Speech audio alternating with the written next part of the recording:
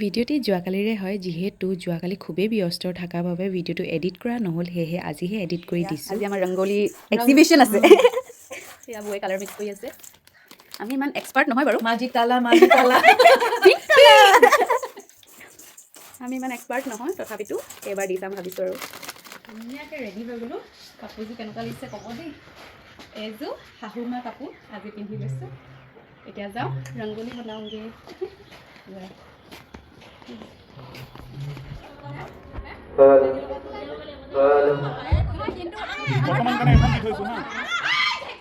যোৱাকালি আমাৰ oil India ক্লাবৰ ফালৰ পৰা এটা ইভেণ্ট পতা হৈছিল আৰু ইভেণ্টটোৰ নাম আছিল আৰ্ট এণ্ড মিউজিক বুলি। আৰু এই ইভেণ্টটোত আমাৰ মহিলাসকলক এটা সুযোগ দিয়া হৈছিল যে যোনে যোনে যিটো প্ৰতিভা আছে তেওঁলোকে তাতে দেখাব পাৰিব। আমি ৰংগোলীটো বাছি লৈছিলোঁ আৰু বহুতো আহিছিলে ফ্লাৱাৰ ডেকৰেশ্যন, ইয়েৰিংছ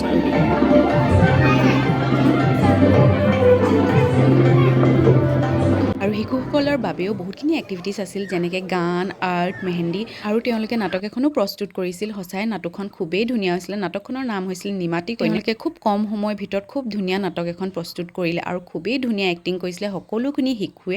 আৰু আমাৰ মহিলাসকলেও খুব ধুনীয়া ধুনীয়া পেইণ্টিং কৰিলে দেই। আৰু বাহিৰৰো মানুহ আহিছিলে। সঁচাই ইভেণ্টটো খুবেই ভাল লাগিল কৰি।